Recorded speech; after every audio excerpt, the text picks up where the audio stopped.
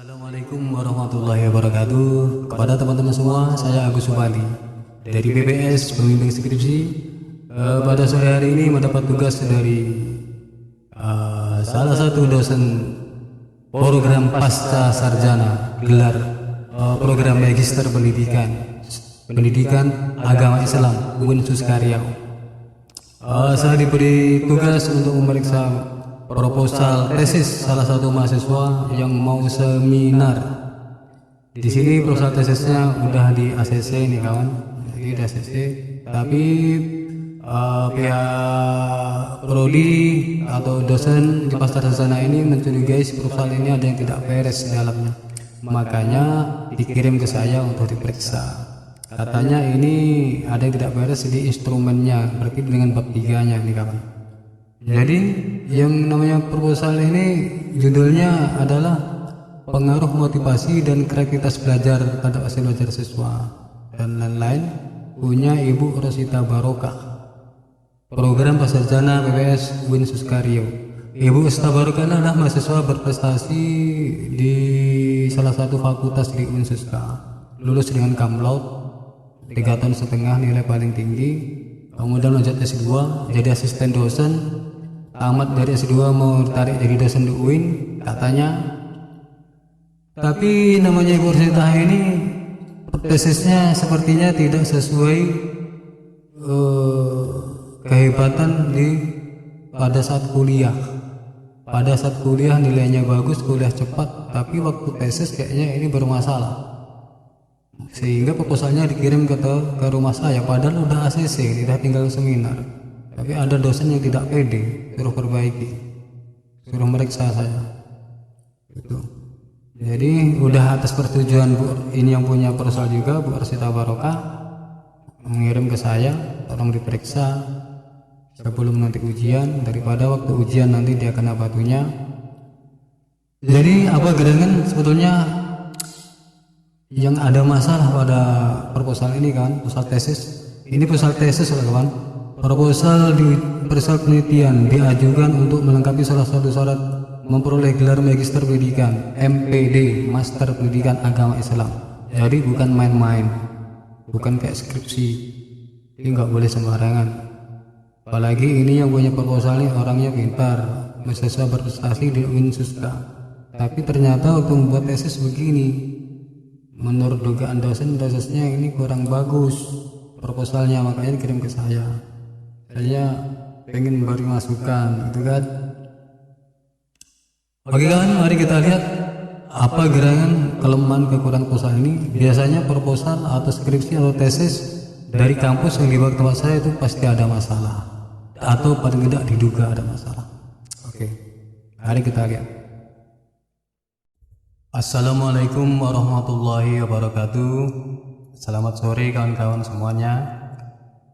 Sekarang sore hari ini saya Agus Subandi dari BPS Bandi Bimbing Skripsi mendapat tugas dari program studi Magister Pendidikan Agama Islam di UIN Susta Pekanbaru. Saya disuruh memeriksa proposal salah satu mahasiswa magister, proposal tesis, proposal penelitian tesis. Ini dia kawan, salah satu mahasiswa magister yang bernama Ibu Rosita Barokah, program pasca sarjana PPS Universitas Islam Negeri UIN Sultan Syarif Kasim Riau 1442 Hijriah 2021. Jadi ceritanya proposal ini udah selesai di revisi oleh pembimbingnya. Ini dia tanda tangannya, dan proposal ini udah siap untuk diseminarkan. Namun pihak kampus, pihak prodi magister dan juga mahasiswa ini merasa ada sesuatu yang tidak beres pada proposalnya ini. Daripada nanti waktu seminar mereka kena, terutama mahasiswanya ini, lebih baik sekarang sebelum seminar diperiksa. Mana tahu ada kekurangan atau kelebihan bisa diperbaiki cepat sebelum seminar. Tuh kawan. Dan saya mendapat tugas untuk memeriksa proposal atau tesis atau skripsi dari UIN Suska, bukan kali ini aja, udah sering. Jadi biasanya kalau ada skripsi atau tesis, kalau dibawa ke tempat saya atau dikirim ke saya dan suruh memeriksa, berarti ada yang tidak beres dalam skripsi atau tesis itu. Artinya karya tulis tersebut sangat dicurigai tidak beres. Seperti ini kita lihat ada apa gerangan di dalamnya, sehingga proposal yang udah selesai bimbingan dari dosennya, udah dapat ACC untuk seminar, sehingga dikirim ke saya. Program Pasca Sarjana PPS Universitas Islam Negeri UIN Sultan Syarif Kasim, Riau 1442 Hijriah 2021 Masih. Nama mahasiswanya Rosita Barokah. Perlu diketahui juga bahwa kawan, ini namanya Bu Rosita Barokah ini adalah mahasiswa berprestasi di UIN Suska dari S1. Jadi waktu S1 Ibu Rosita Barokah ini ada buktinya di WA saya, di percakapan saya dengan dosen di UIN, adalah mahasiswa cum laude, artinya mahasiswa berprestasi di fakultasnya dengan nilai tertinggi dan tamat paling cepat, yaitu 3,5 tahun waktu S1. Kemudian langsung melanjutkan S2 di Magister di program Pasca PPS Universitas Islam Negeri jurusan ini kawan. Diajukan untuk melengkapi salah satu syarat guna memperoleh gelar Magister Pendidikan MPD pada program studi Pendidikan Agama Islam. Jadi Pendidikan Agama Islam Magister ini kawan. Dengan judul tesisnya pengaruh motivasi dan kreativitas belajar terhadap hasil belajar siswa pada mata pelajaran Al-Quran Hadis di Madrasah Sanawiyah Kecamatan Bangku Pusako, Bangku Pusako ini Rokan Hilir kayaknya kawan ya. Ya kurang tahu lahir. Tadi dipesankan kepada saya bahwa saya terutama suruh meriksa bab 3 sama lampiran instrumen. Pertama saya suruh meriksa instrumennya dah lengkap atau belum katanya kan. Kemudian dah sesuai atau belum, ada yang perlu direvisi lagi atau tidak sebelum orang ini seminar. Soalnya dosen pembimbingnya udah meng-ACC, ya kan? Dosen bimbing udah meng-ACC, jadi ACC seorang dosen itu belum tentu bisa dipercaya sebetulnya kawan. Memang sebagian dosen memang kalau udah ber-ACC berarti udah bagus, tapi banyak juga dosen bukan hanya di S1 kawan, ini bahkan di S2. Saya tidak menyebutkan nama dosennya ini kawan, ya kan? Banyak juga yang entah nggak tahu, entah asal-asal, entah sengaja, entah kayak mana itu udah di ACC. Padahal ada salah satu menurut pengurus pasca sarjana ini proposal ada yang tidak beres, makanya saya suruh meriksa itu kawan. Letak tidak beresnya di mana nanti kita kasih tahu, tapi yang jelas pihak kampus menyuruh saya memeriksa instrumen. Kalau kita memeriksa instrumen berarti kita memeriksa lampiran dan bab 3. Kalau udah meriksa bab 3 berarti kita tidak mau harus periksa bab 2 dan juga bab 1. Artinya seluruh proposal kita periksa. Soalnya kita tidak mungkin memeriksa proposal secara parsial, ya kan? Soalnya proposal dari judul, dari depan ini sampai ke belakang lampiran itu berhubungan, berantai, tidak boleh terputus. Kalau terputus berarti gagal proposal itu kawan. Saya tujukan terutama kepada Ibu Barokah, Rosita Barokah, yang melihat video saya ini, ya kan? Coba saya mau lihat secara sekilas proposal Ibu kayak mana, secara sekilas dulu ya.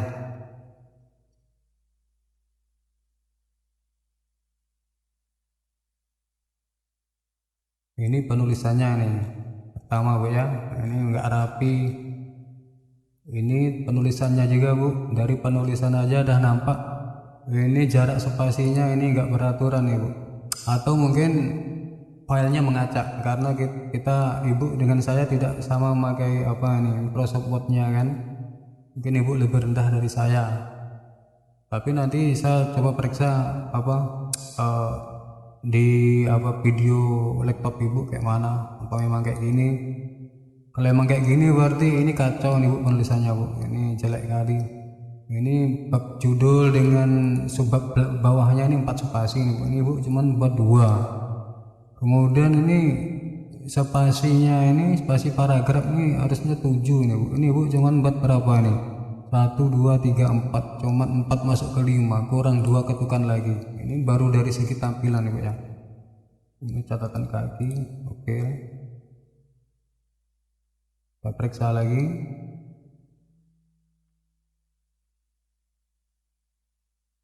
Periksa format penulisannya dulu ya. Kemudian dari paragraf udah kena nih bu. Paragraf atas ini bu buat berapa, kiri bu buat berapa, kanan berapa. Udah nampak nih bu, harusnya 4343, atas 4, di bawah 3, di sebelah kiri 4, di kanan 3. Yang kanan ini betul udah 3, yang kiri ini 3 juga bu, buat harusnya 4 nih bu. Yang bawah udah betul 3, yang salah atas dan kiri ini harus 4 nih bu, nggak boleh kayak gini nih bu. Ini kalau jumpa sama penguji yang disiplin ini dirobek nih bu, baru segi penulisannya aja udah kayak gini nih bu, kayak mana isinya lagi kan. Kemudian oke, dari penulisannya dulu saya periksa. Saya tidak periksa apa kontennya, saya cuman meriksa isinya dulu, apa format penulisannya. Ini juga ini kan subjudul nih bu, jadi subjudul ini bu dengan terakhir kalimat ini harus jaraknya ini berapa nih, 4 spasi nih bu. Ini bu cuman buat 2, kurang 2 spasi lagi, ini udah salah. Ini juga bu.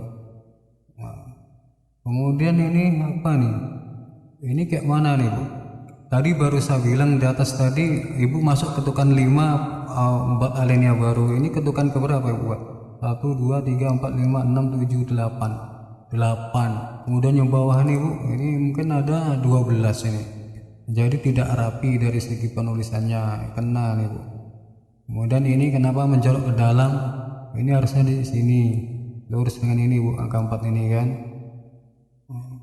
Dari sistematika penulisannya udah kacau balau, udah kena. Ini baru kita tengok penulisannya. Kemudian ini C, harusnya 4 spasi jarak dengan ini bu, ya bu ya. Maaf ya bu kalau saya banyak cerita nih bu, karena saya disuruh meriksa. Kalau saya tidak periksa nanti saya tidak amanah katanya bu. Ini lagi, ini tidak konsisten. Tadi bagian pinggir, bagian tepi dari subjudul tadi di atas sama paling tepi, ini mencolok ke dalam. Jadi ini tidak rapi, tidak konsisten penulisannya.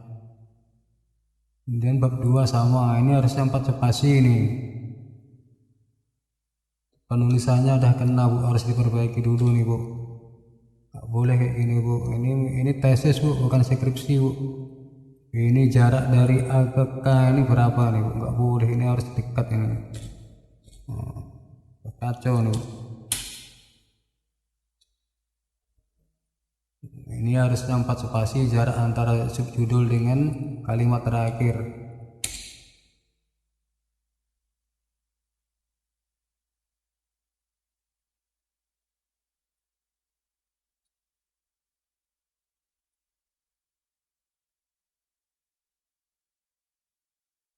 Oke, penulisannya jelas ibu harus perbaiki. Itu catatan saya yang pertama bu ya.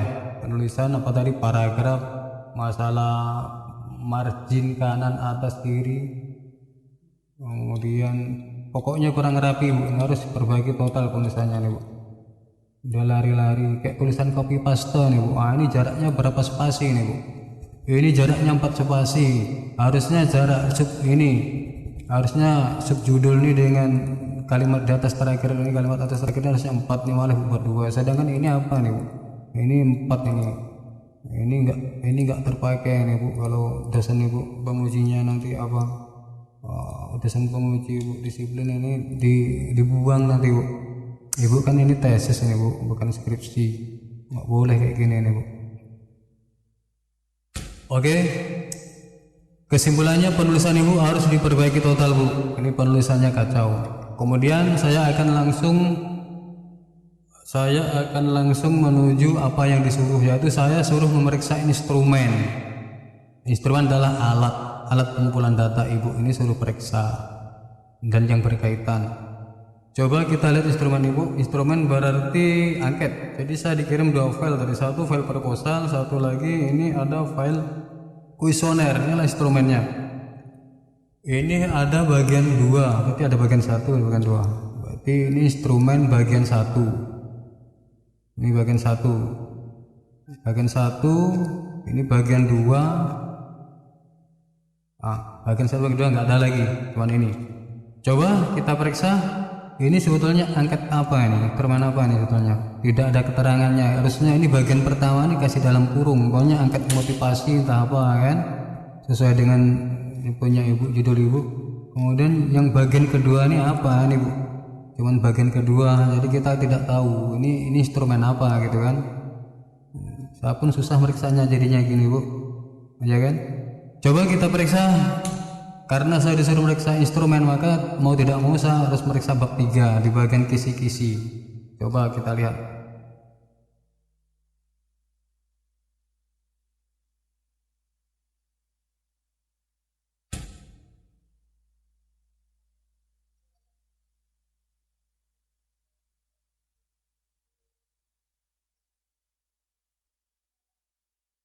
Oke, ini bab 3. Bab 3. Jadi kita pertama harus tahu judul dulu kawan. Kita lihat judulnya dulu. Oke, sebelum kita melihat angket, maka kita harus tahu judul dulu. Jadi judul tesis ibu ini adalah pengaruh motivasi, berarti variabelnya motivasi. Tentu motivasi belajar ini maksudnya. Motivasi dan kreativitas belajar, berarti ini variabel X2. Variabel X1 motivasi, variabel X2 kreativitas belajar terhadap hasil belajar siswa. Jadi variabel Y ini dia. Ini variabel Y. Variabel Y adalah hasil belajar siswa pada khususnya pada mata pelajaran Al-Quran Hadis, yaitu di Madrasah Sanawiyah Kecamatan Bangku Pesako. Wah, ini dia. Ini tesis ini bu, jadi nggak boleh sembarangan bu.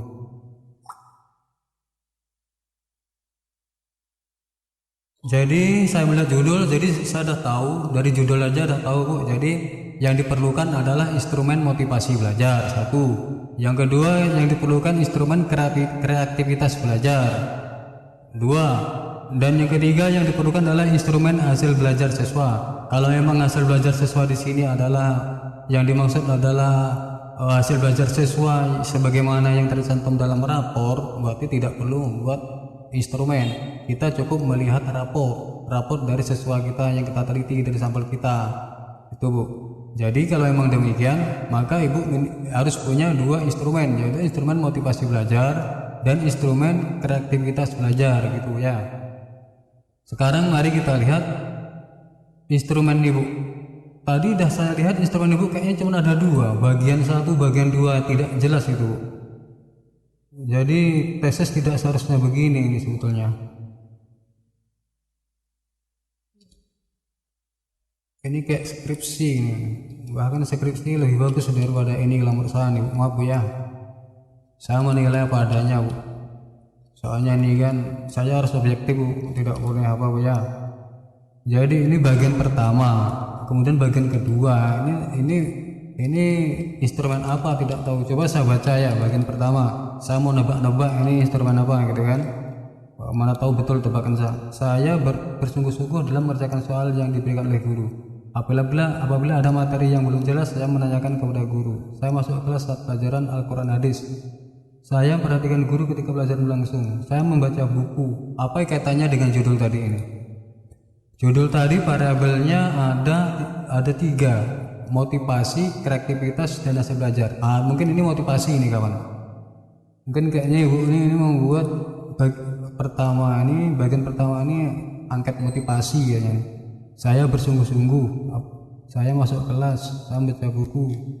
Saya belajar jika hanya ada ulangan saja. Apabila ada materi saya belum jelas, saya tekun belajar. Oh ya ini motivasi kayaknya kawan. Oke lah, kita anggap ini motivasi. Kemudian kita cari angkat satu lagi, yaitu angkat kreativitas belajar. Oke, berarti ada dua bagian tadi, mungkin betul nih kawan, yaitu satu mungkin angkat motivasi, yang kedua angkat kreativitas belajar. Yang variabel ketiga itu kan hasil belajar, jadi mungkin dilihat dari nilai rapor. Nilai-nilai rapor itu yang dianalisis. Jadi katakanlah mungkin ini angkat kreativitas siswa. Coba isinya kita lihat. Saya mengajukan pertanyaan kepada orang. Saya merespon pendapat teman lain walau berbeda. Saya menyukai tugas menghafal ayat Al-Quran dan hadis. Saya dapat memberi jawaban yang bervariasi dari pertanyaan yang diberikan guru. Mungkin maksud ibu ini adalah instrumen untuk variabel kedua atau X2, yaitu kreativitas siswa dalam belajar. Oke, katakanlah ini variabel X1, ini instrumen X1 dan ini instrumen X2. Maka setelah kita tahu kemungkinan ini memang instrumen motivasi dan yang kedua adalah instrumen kreativitas, maka kita harus cek cross ke bab 3 di bagian kisi-kisi. Jadi kita akan mencocokkan isinya ini item namanya kan ya, item-item yang ada berapa ini. Jadi kemungkinan ini instrumen kreativitas ada 22 item, ini kita akan cocokkan, akan kita validasi materi, isi, validasi konten namanya kawan. Jadi kita cara memvalidasi konten instrumen harus kita cocokkan dengan kisi-kisi. Sedangkan kisi-kisi itu harus divalidasi melalui teori, ya kan? Dari teori yang kita ambil. Jadi kalau kisi-kisi itu tidak sesuai dengan teori, berarti tidak valid, jadi nggak bisa digunakan. Dan instrumen ini harus divalidasi ke kisi-kisi, dan kisi-kisi divalidasi ke instrumen, paham Bu ya? Jadi mari kita lihat, kita memvalidasi isi instrumen ibu ini, item ibu ini kita validasi, yaitu caranya kita mencocokkan kisi-kisi. Oke lah, kita lihat ke bab 3 berarti Bu ya. Kisi-kisi biasa di bab 3 Bu ya. Coba kita lihat di bab 3. Di bab 3. Oke kawan, ini bab 3, kita periksa, kita cari kisi-kisi instrumennya, kita memvalidasi instrumen tadi. Memvalidasi instrumen adalah kita cocokkan dengan kisi-kisi kawan. Biasa kisi-kisi itu dalam bentuk tabel kawan ya. Jadi tolong yang punya proposal tesis ini perhatikan ya, Ibu Rosita. Nah ini biasa letaknya di sini nih. Ini bagian angket. Teknik pengumpulan data adalah angket, kuesioner, ya kan? Ini dijelaskan kuesioner. Angket ada dua macam, yaitu angket berstruktur dan angket tidak struktur. Teori-teori terdiri ada skala interval 1 sampai 4. Oh, nggak ada. Berarti nggak ada. Biasanya letaknya di sini kawan kalau ada. Nggak ada. Uji instrumen penelitian, angket kuesioner. Ini udah termasuk uji coba instrumen nih. Berarti kayaknya tidak ada kisi-kisinya ibu nih. Jadi kalau tidak ada kisi-kisi, dari mana dasar dia membuat instrumen? Berarti mengarang-arang. Tidak bisa kawan. Ini tesis. Kalau skripsi mungkin masih bisa. Ini tesis ini bu. Saya masih mencari apa ibu nih, kisi-kisi ibu. Nah ini udah analisis data. Berarti di bab 3 udah fix tidak ada kisi-kisi instrumen ibu. Jadi kita tidak bisa memvalidasi instrumen ibu, item-item instrumen ibu dengan bab 3 ibu. Berarti kita lihat lagi di bab 2. Mana tahu ini formatnya lain. Jadi kisi-kisi taruh di bab 2. Coba kita lihat, bab 2 adalah tentang tinjauan teori. Bab 2 tentang tinjauan teori. Ini dia. Coba kita periksa ada tidak kisi-kisi bab 2. Kalau kisi-kisi tidak mungkin di bab 1 kawan ya. Yang di bab 1 adalah grand teori atau definisi operasional. Jadi di bab 1 itu saya katakan bab 1 itu adalah tempat grand teori. Jadi grand teori itu yang saya sebut tadi, teori tempat kisi-kisi instrumen mengadu. Artinya kisi-kisi instrumen itu akan kita validasi ke bab 1, yaitu di grand teorinya, biasanya di definisi operasional. Sedangkan kita ini kan sekarang masih pada tahap mau memvalidasi item instrumen, otomatis kita mencari kisi-kisi instrumen, biasanya di bab 3. Kalau nggak di bab 3 mungkin ada juga sebagian taruh di bab 2. Coba kita lihat. bab 2.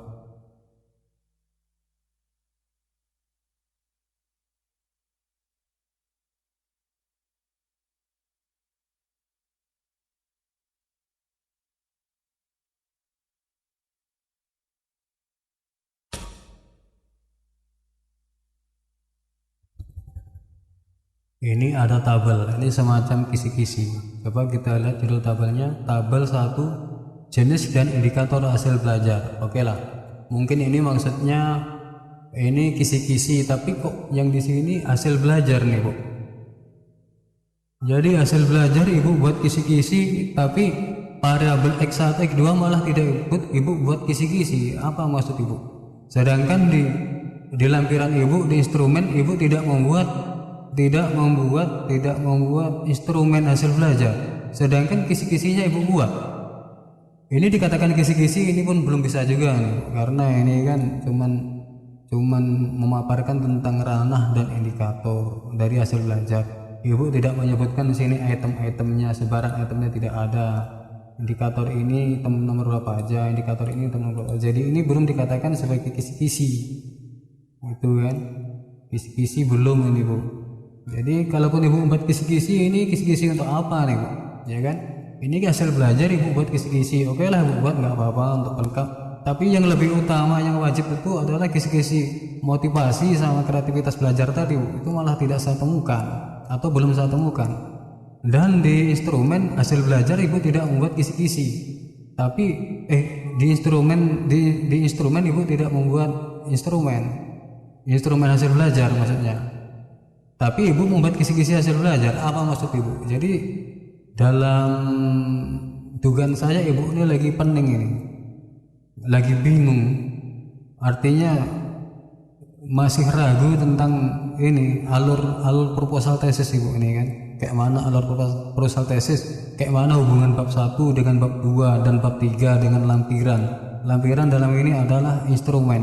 Jadi kalau menurut saya Ibu ini masih kurang memahami. Jadi akhirnya begini ya, yang harusnya dibuat kisi-kisi tidak dibuat, yang harusnya dibuat tidak dibuat, itu kan. Coba kita periksa dulu bagian bawah. Nah, ini hasil belajar semua nih, judulnya aja ini dia, judulnya aja jenis dan indikator hasil belajar. Berarti ya hasil belajar, ini kisi-kisi hasil belajar, tapi kisi-kisi yang masih separuh jalan ini namanya. Jadi kita mencari kisi-kisi motivasi dan kisi-kisi kreativitas sebagai parabola X1 dan X2 belum saya temukan.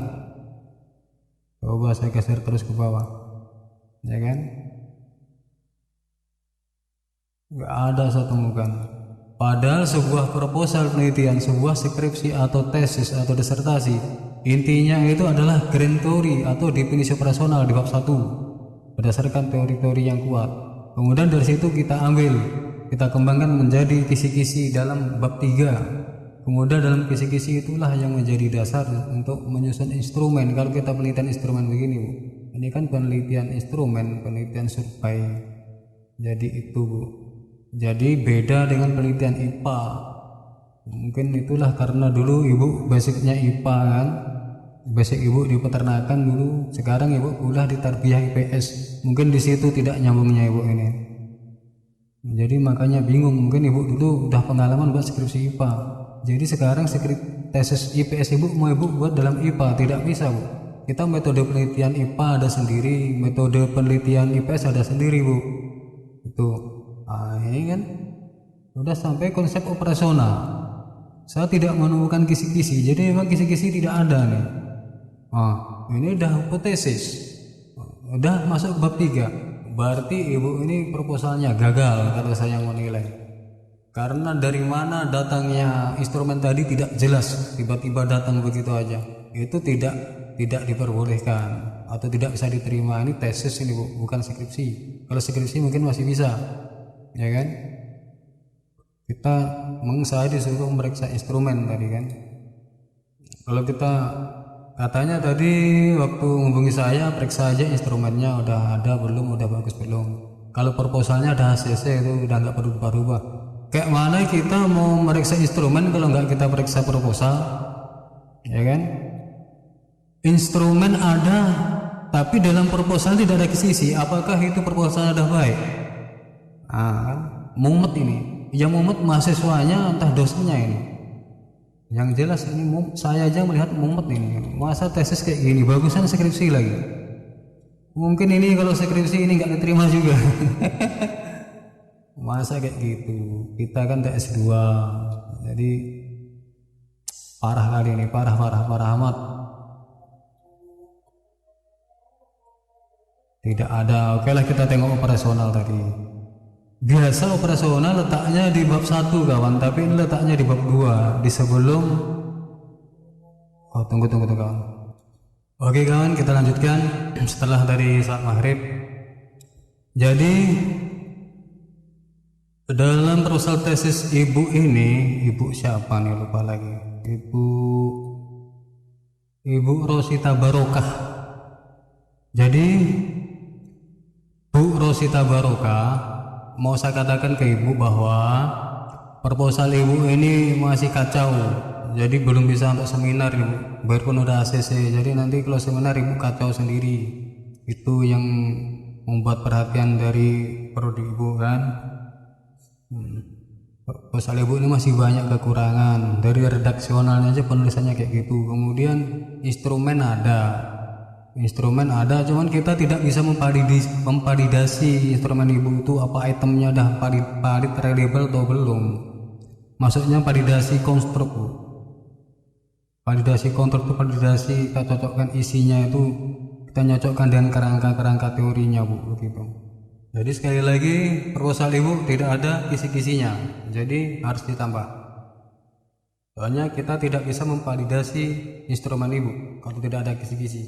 Kemudian nanti setelah ada kisi-kisi, baru kita validasi kisi-kisi ibu dari definisi operasional atau konsep operasional. Saya lihat tadi ada nih konsep operasional udah nih, cuman isinya betul entah tidak. Coba kita lihat konsep operasional itu harusnya kan menjabarkan indikator konsep dan indikator dari variabel. Variabel ibu ada 3, berarti harus ibu jelaskan di situ.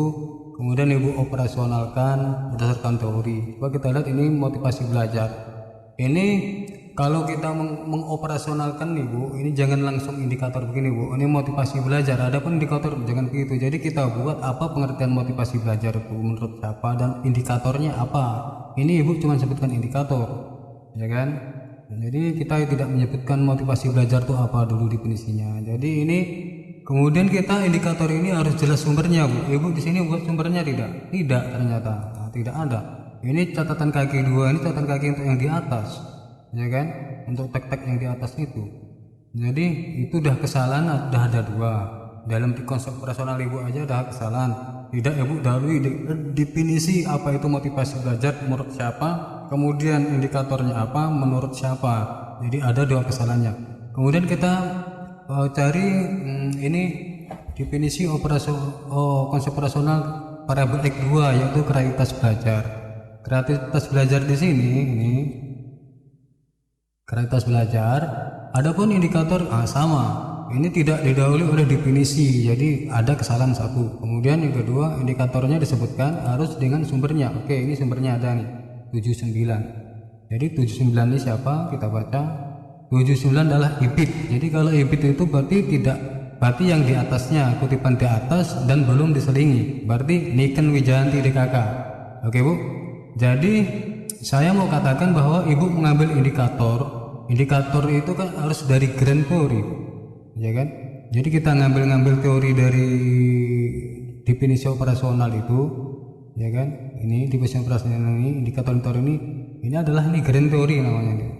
Ini namanya grand theory, teori yang paling besar, yang paling utama dari sebanyak itu teori di bab 2 ibu, ini yang paling utama. Jadi kalau namanya teori utama itu sumbernya harus terpercaya bu, harus dari pakarnya, nggak boleh cuma gelar master, nggak boleh, harus doktor, harus profesor. Namanya pakar, gelarnya doktor, profesor. Coba kita lihat di sini, ibu mengutip dari mana, ya kan? Ini dia, Niken Wijayanti DKK, pengaruh motivasi belajar siswa terhadap prestasi belajar siswa pada mata pelajaran kewirausahaan di SMK Muhammadiyah 1 Pekanbaru, program studi pendidikan ekonomi, Fakultas Keguruan dan Pendidikan Universitas Riau tahun 2016, halaman 1-13. Ini skripsi ini kayaknya nih bu. Jadi ibu pun tidak menyebutkan ini apa nih, skripsi, tesis atau apa jurnal ini. Niken Wijanti DKK, pengaruh motivasi belajar siswa terhadap satu siswa atau program studi pendidikan, program studi pendidikan ekonomi, fakultas keguruan pendidikan. Ini ibu cara membuat catatan kaki pun udah kurang tepat. Ibu tidak menjelaskan ini apa nih, tesis, skripsi, jurnal atau apa, tidak disebutkan. Kalau memang ini skripsi berarti ibu udah membuat kesalahan ketiga. Kita tidak boleh membuat kita tidak boleh mengutip grand theory dari skripsi, kita kan tesis, minimal kita dari tesis. Kemudian itu pun harus kita telusuri sumbernya, dari siapa, dari pakar bukan. Kita kalau tidak dari pakar, biarpun ibu mengutip dari tesis tidak bisa, karena ini grand theory. Namanya grand theory itu seharusnya dikutip dari bukunya langsung, harus ada buku fisiknya, tidak boleh pakai e-book. Bahkan e-book aja nggak boleh kalau dosen-dosen yang disiplin, Bu. Ini kan tesis, ya kan. Jadi di sini ibu seharusnya mengutip skripsi. Memang di atasnya ini tesis ini, tapi kan ada tulisannya tesis ini kan, tesis magister kan. Ini tidak ada. Ini kayaknya memang ibu sengaja ini ibu mengutip skripsi. Ibu sembunyikan skripsinya karena takut ketahuan ibu kan. Sebetulnya ibu bukan karena nggak tahu, mungkin karena tahu, cuman karena ibu cerdik mungkin kan. Maaf ya. Jadi sekali lagi kalau memang skripsi tidak boleh, ibu harus cari sumber lain. Kalau tidak boleh, otomatis indikator ibu ya belum tentu ini. Kalau emang ini syukur, berarti angkat ibu tidak berubah, instrumen tidak berubah. Kalau indikator-indikator ini nanti berubah, ya instrumen ibu buat lagi, gitu kan, ya kan? Jadi ini ada indikator. Oke, nanti bisa kita cocokkan, nanti nggak apa-apa lah. Dari sini nggak apa-apa, biarpun tidak ada kisi-kisi. Kemudian yang ketiga adalah konsep operasional hasil belajar. Jadi yang dimaksud hasil belajar di sini adalah diambil dari ulangan harian, betul, nilai rapor, nilai tugas materi pelajaran, dan nilai praktek membaca dan menghafal Quran dan hadis. Jadi dari keempat nilai ini nanti kita totalkan, kita ambil rata-ratanya, itu yang kita analisis ya. Jadi hasil belajar tidak pakai instrumen, tidak pakai kuesioner, tidak pakai angket. Jadi angket ibu betul tadi ibu buat dua, yaitu angket motivasi dan angket kreativitas. Cuman salahnya ibu tidak prosedural, tiba-tiba ada angket padahal kisi-kisi nggak ada. Ini untung ada indikatornya. Oke, ada indikatornya. Coba kita cek aja dari indikator ini dengan instrumen ibu. Coba motivasi belajar. Ini indikator ibu pertama adalah adanya hasrat dan keinginan berhasil. Coba kita cek hasrat dan keinginan berhasil. Apakah bunyinya ini memang begitu, kawan? Kita tidak bisa juga ngecek ini, Bu. Soalnya namanya instrumen itu kadang itemnya dibalik-balik, diacak-acak supaya supaya responden itu tidak bisa menebak-nebak, gitu kan. Jadi itu namanya distraktor namanya. Distraktor itu daya pengacak namanya. Jadi kalau angket disusun rapi dari atas ke bawah sesuai dengan susunan di operasionalnya, itu ya kurang tepat juga. Jadi maka dari itu saya pun tidak akhirnya ragu juga mau nyocokkan tadi itu di indikator di divisi personal dengan ini, gitu kan. Karena ini kan takutnya diacak-acak tentu tidak jumpa saya. Tapi kita asumsikan ibu tidak mengacak-acak ya. Ibu sesuaikan dengan yang di definisi operasional, di konsep operasional. Coba yang nomor 1, hasrat dan keinginan. Hasrat dan keinginan berhasil. Coba kita periksa kuesioner ibu. Saya bersungguh-sungguh dalam mengerjakan soal yang diberikan guru. Apabila dalam materi yang belum jelas, saya menanyakan kepada guru. Saya masuk kelas saat pelajaran mengenai ini tidak jelas juga nih. Ini berhubungan atau tidak dengan bunyi indikator pertama, gitu kan? Indikator pertama ibu. Indikator pertama itu adanya hasrat dan keinginan berhasil. Hasrat dan ingin berhasil. Ada hasrat ingin berhasil, tapi bunyi angkat ibu, saya bersungguh-sungguh dalam mengerjakan soal yang diberikan oleh guru. Jadi kalau begini, kalau memang asumsinya ini diurutkan sesuai dengan indikator di definisi operasional, maka ini kayaknya tidak nyambung bunyi itemnya dengan indikator. Padahal namanya item itu adalah pencerminan dari indikator, gitu kan. Indikator kita perjelas di item ini. Atau mungkin karena ada kemungkinan dia ibu mengacak-ngacak seperti saya bilang tadi, karena ada teori dalam uji analisis komputer itu ada namanya dalam teori klasik itu ada namanya distraktor. Distraktor itu adalah untuk menjebak siswa supaya siswa tidak mengarang-arang jawabnya gitu kan. Jadi nanti kalau mengarang dia terjebak salah gitu kan. Tuh. Jadi mungkin itu. Jadi oke lah kalau begitu saya simpulkan saya tidak bisa memvalidasi kalau begitu kan. Ya pekerjaan sia-sia. Jadi intinya ibu harus membuat kisi-kisi dulu. Tuh. Jadi demikianlah bu yang saya sampaikan. Saya memeriksa instrumen ibu. Setelah saya periksa ternyata tidak ada kisi-kisinya ya kan. Dan tadi ada konsep operasionalnya, tapi yang nomor satu yang motivasi tidak ada sumbernya. Dan yang kedua konsep operasional dari kreativitas ada, tapi ada dibuat dan ada sumbernya, tapi diragukan, tidak jelas itu catatan kakinya itu skripsi atau tesis. Kalau memang skripsi berarti tidak bisa, ibu harus cari ganti. Kalau memang tesis ibu telusuri sumbernya, pakar bukan, ada bukunya tidak, kalau perlu kita cari bukunya. Kalau memang nggak ada ya nggak apa-apa, tapi yang jelas harus pakarnya bu. Itu jadi ada beberapa catatan. Yang pertama, instrumen ibu belum bisa divalidasi karena tidak ada satu kisi-kisi. Kemudian operasional masih bermasalah. Kemudian penulisan proposal ibu harus perbaiki. Itu. Jadi itu aja bu saya sampaikan. Maka ini ibu masih ada waktu perbaiki sebelum seminar proposal. Nanti daripada ibu waktu ujian nanti ibu di marah-marah sama penguji kan tidak enak. Ibu kan calon dosen, ibu mahasiswa berprestasi di Unsuska bukan kan? Karena ibu sendiri yang bilang. Makanya ibu paling tidak proposalnya ini harus mencerminkan IPK ibu yang kamlot, IPK ibu yang tinggi, yang paling tinggi satu fakultas dari seangkatan ibu wisuda kan. Dan tamat paling cepat 3,5 tahun waktu S1 dan S2 ini nggak tahu saya berapa lama ibu S2 kan.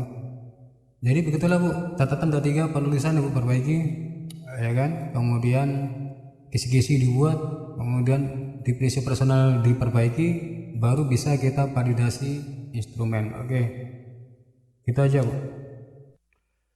Oke kawan, begitulah terutama kepada ibu Rosita Barokah. Kalau ada yang membuat tersinggung saya minta maaf, tapi tujuan saya bukan itu, tujuan saya baik. Saya ingin objektif aja untuk menilai proposal ibu ini supaya ibu bisa perbaiki lagi dan supaya lebih baik daripada ini. Karena terus terang ini menurut saya ini kacau nih, ini kan tesis apalagi kan, skripsi aja kayak gini seharusnya kan.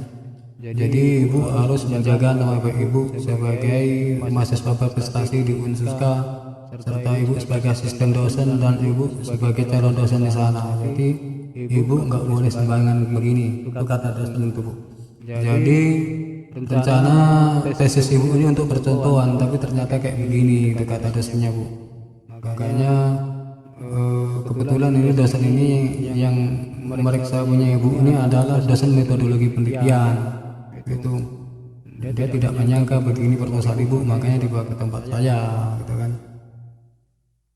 Oke, terima kasih pada Ibu Rosita Barokah. Pertama saya minta maaf ada lebih kurang, dan kepada kawan-kawan semua bisa mengambil hikmahnya dari pengalaman Ibu Rosita Barokah ini.